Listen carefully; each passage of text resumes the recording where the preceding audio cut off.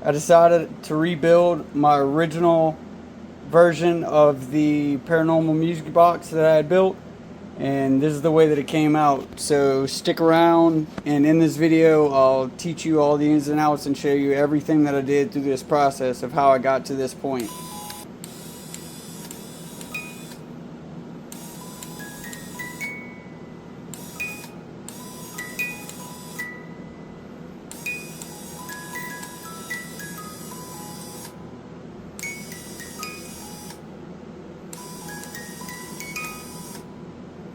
So I still have my plans from the last box that I built. So this is the plans we're going to run off of. I'm going to do these smaller cuts first. First we're going to do our 37.5 degree cut, and then we'll do our 22.5, and then we'll do our 30.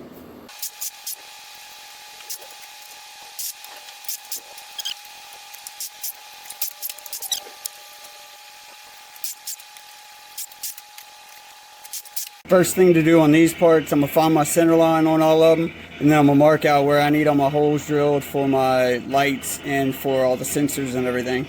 Marked everything out. I have all my holes pre-punched. These are going to be 5/8 for the sensor, and then these will all be 7/32 for all these lights. Drilled all my holes, and then I like to countersink them just to give them a little effect. And then on the sensor part, I use a step drill on the inside. That way it slips in really nice and easy.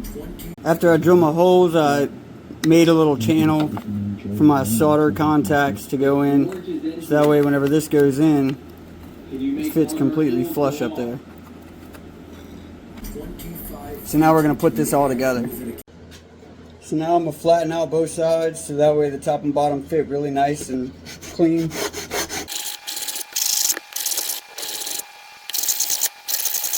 Step is, once the glue's all dry on this, I'm going to double side tape this piece on here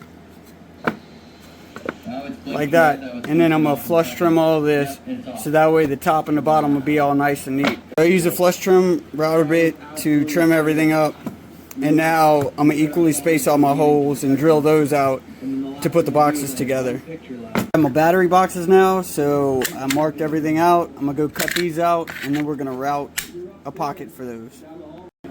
So I routed out my battery box pockets. Now all that's flush. So now we need to come to the top part, and I need to make a cutout and a hole for my power switch. Got my switch pocket made. So now it sticks out. Now we're going to finish these holes. I have all my holes drilled out on the top and the bottom. Now I'm going to countersink all of these holes. Put the case back together. Now I'm going to go and sand it down and put some slight chamfers on the edges. Sanded everything down to 600 grit. So now we're going to do the fun part. So I don't quite have enough blue bulbs for this whole project. So what I'm going to do is I'm going to run blue around the front, and then I'll do 2 white bulbs in the back, and then my power bulb will be an amber bulb.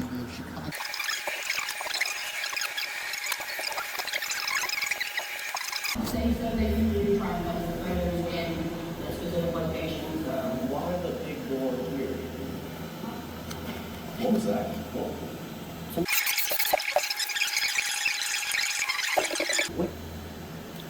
So I installed the ultrasonic sensor in the front, wired everything up. Now we have our leads for hot and ground coming off of our lights. And then I also have the hot lead coming off of the amber light for whenever the switch is turned on.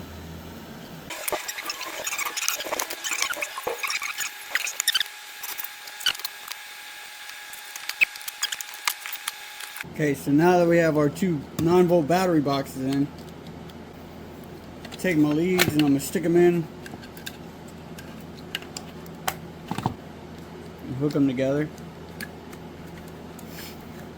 Pull out my slack. I'll end up cutting these right here.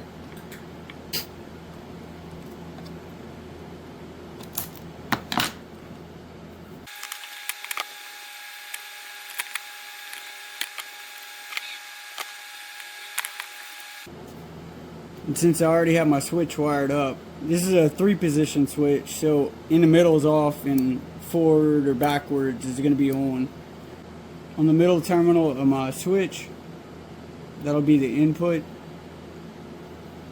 and I'll hook that up to my 2 positive wires coming out of my batteries.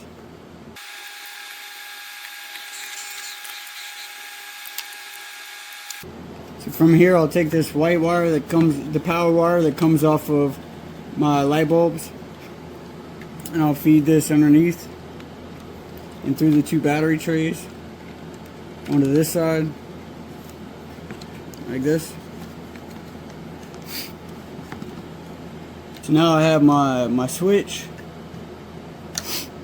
grounding wire, my light wire for the on-off switch light, and this is my power wire for my lights. For this project, I'm using a Elegoo Uno R3 Arduino board, and I printed out some little spacers for underneath. The way I'm going to mount this is so it's on an angle like this, so that way not only can you get to your power plug, but also if you need to reprogram it or anything else with the USB port, it's far enough away from the battery boxes to be able to use those 2 ports.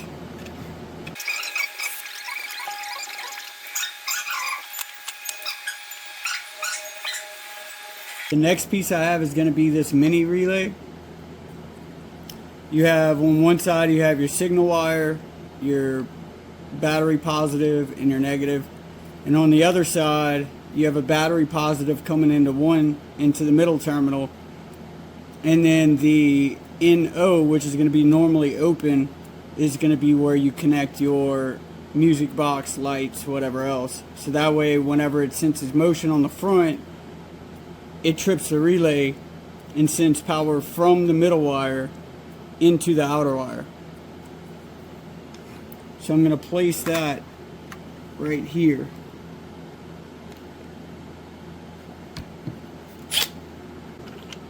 So on the 2 outer poles I have a hot wire.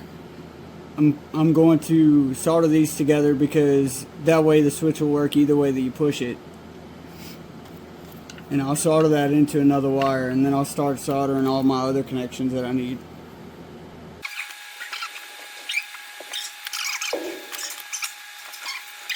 So I don't have enough red wires to go around, so that's why I'm using orange.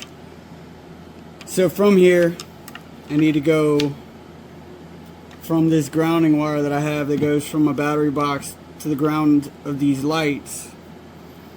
I need to have a ground going to my plug that goes to the Arduino board, and then I also need a lead that goes from the ground of this and goes to my relay.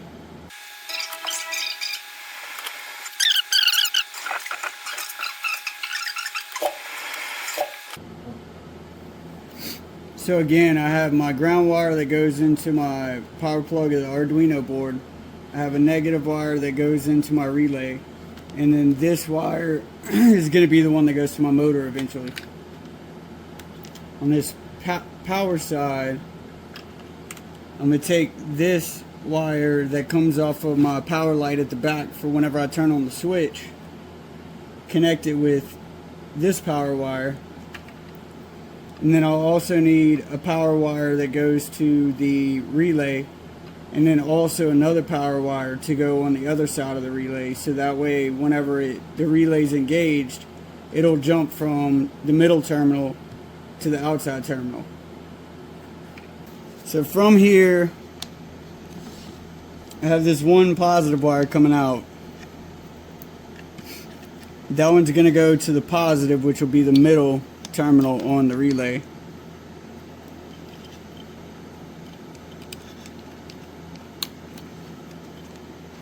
Then I have one negative wire coming out, and that'll go to the negative terminal on that relay, which is going to be this outside terminal right here.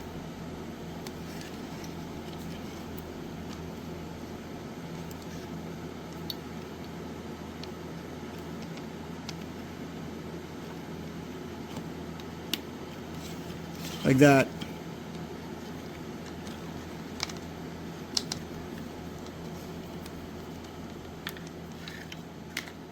And then I'll tuck these wires in.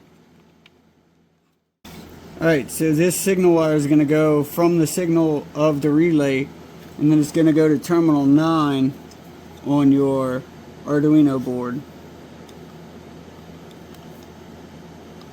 And then the last thing on that is going to be, you'll end up having this wire that's going to go to the NO, which is naturally open terminal of the relay, and your motor for your music box is also going to go on that same terminal.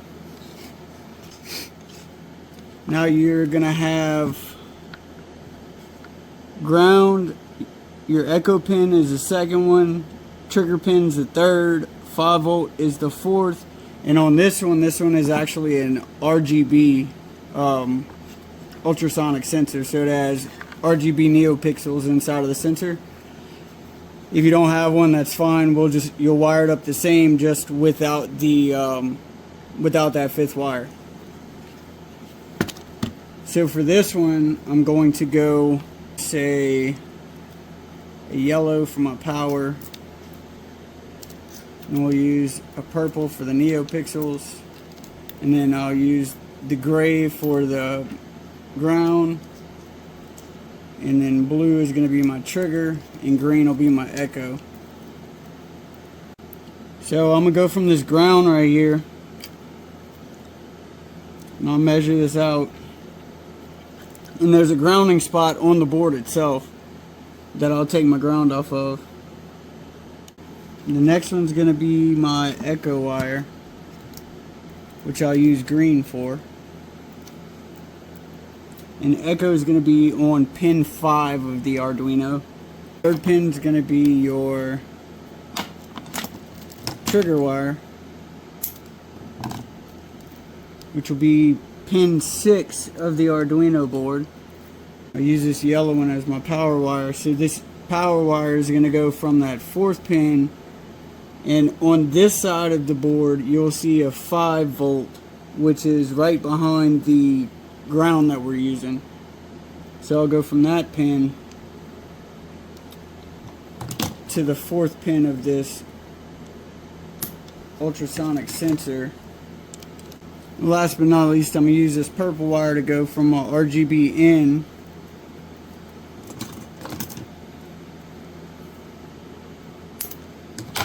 of the nanopixels on the ultrasonic sensor to pin 2 of my board. So I use these cheap little Amazon motors, and what I found is they're really loud. So I designed and 3D printed this little motor case right here, and where the gearbox is a little bit bigger than the actual gearbox itself, so that way I can take some lube, some grease, whatever,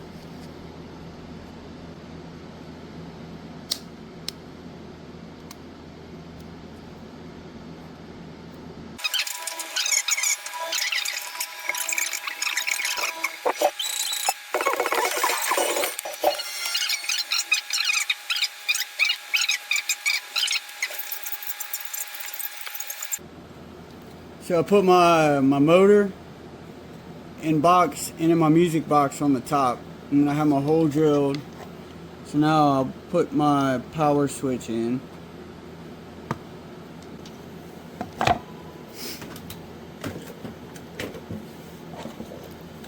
And again, the reason why I cut my wires the way I do and everything else is so that there's the ease of, if you have to get in the box and work on it. I may have cut some of these wires a little too short, but if you have to get in the box or work on it, you still can. You can maneuver everything around, but at the same time, it's not like you have a whole bunch of wires just cluttering up the whole thing. So it's easy to figure out if there's a problem, or if anything happens, you could get in here and deal with it. But at this point, the physical build is complete. Now is the hardest part. We have to actually program the controller to do what we want it to do. And then of course I I went ahead and I etched the top of mine. I got a little filigree going on. Call it the ghost getter. Just something a little funny. But yeah, so now we actually have to program that Arduino. Just a quick side note. Just because your motor says plus and minus on it on one of the terminals doesn't mean it's right. So that's what I messed up on just now. I wired it the way that the motor says to wire, but it's actually spinning backwards as opposed to my music box. So just make sure whenever you test your motor out, plug it in, make sure that it's turning the right way, the same way that the music box needs to spin before you actually put everything together, or else you'll be stuck in this situation where you have to rewire it. It's not hard, but it's just something that you can avoid.